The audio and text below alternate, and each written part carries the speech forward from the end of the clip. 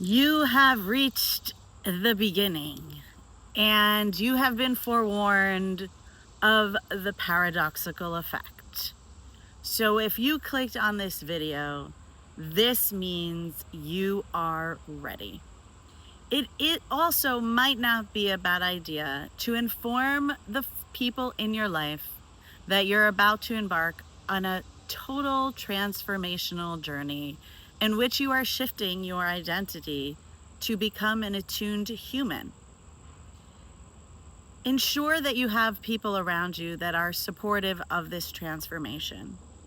And luckily, by enrolling in this course, you are going to be part of an attuned community of people that will be supportive of your identity shift. Now let's begin.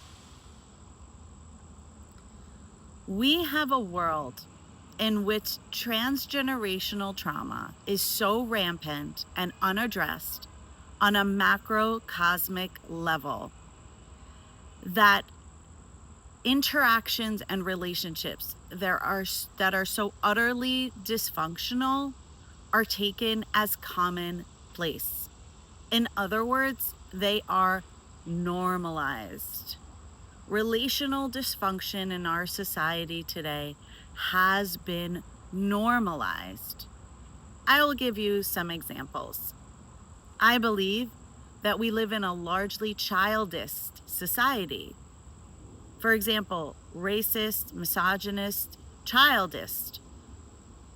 The system that we put our children in still holds a belief that children should be seen and not heard, and that the role of parents is to control children and tell them what to do.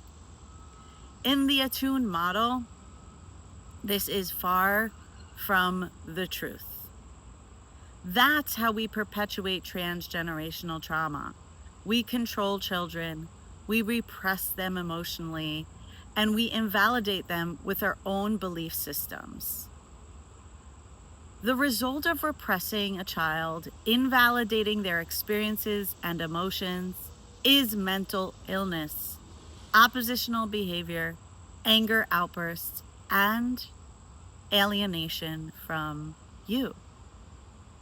The worst thing we can do is alienate our children from us. However, parents do this over and over again, unconsciously. Whenever a parent chooses to control and impose their belief system, they inevitably alienate their child from that true connection.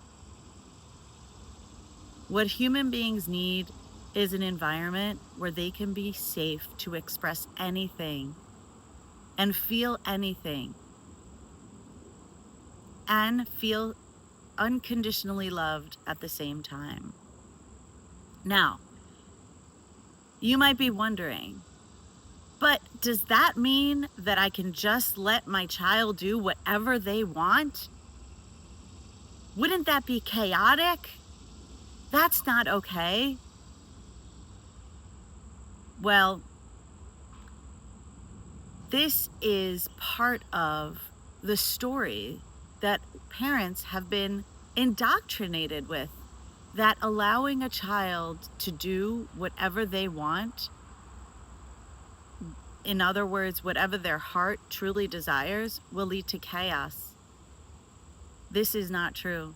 Allowing a child to follow their heart and do what they truly want to do will actually lead to a more evolved society.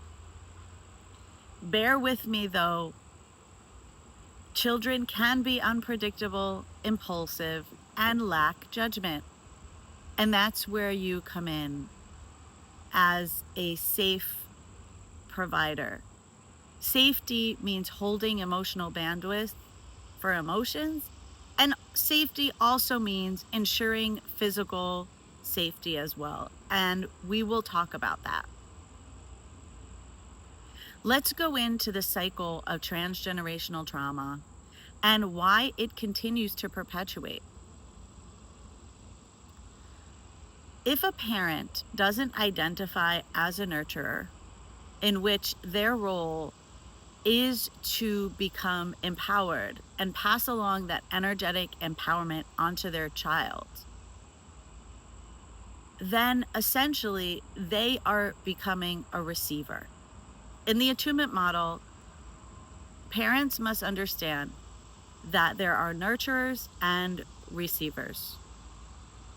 Nurturers provide support and nurturance, and receivers receive it and grow.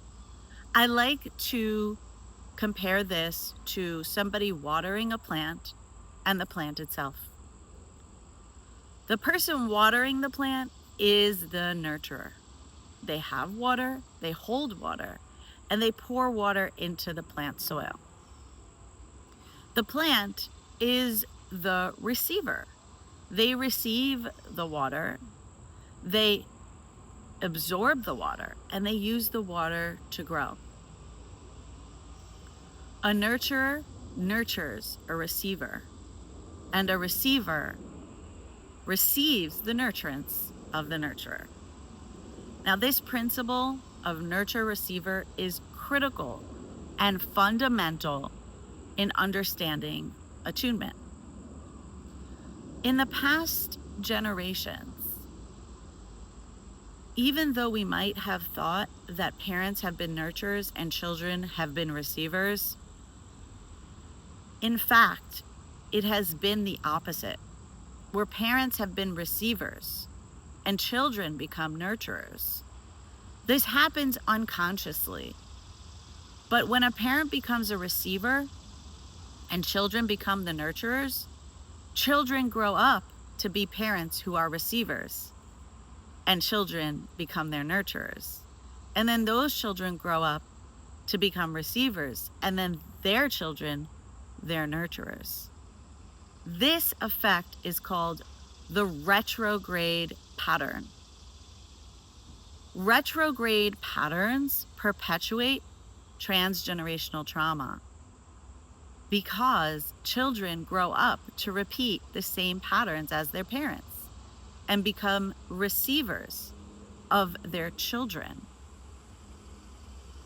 Now, this might seem strange to you. If a parent is providing and providing, how is it possible that they're a receiver?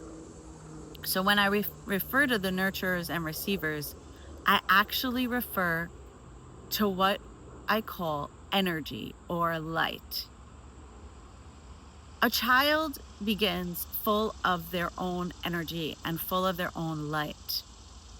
But if they are raised with parents who are receivers, that light will be sucked and drained out of them through conditioning, through control, and through dictating how the child should be and what they should do in the world.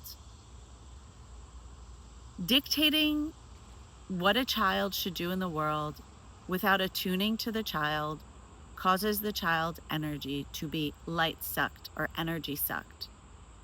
And if this is the way they grew up, this is what they will continue to do to their children. And ultimately, nobody wants to be light sucked. It leads to nervous system dysregulation and can lead to frank mental illness.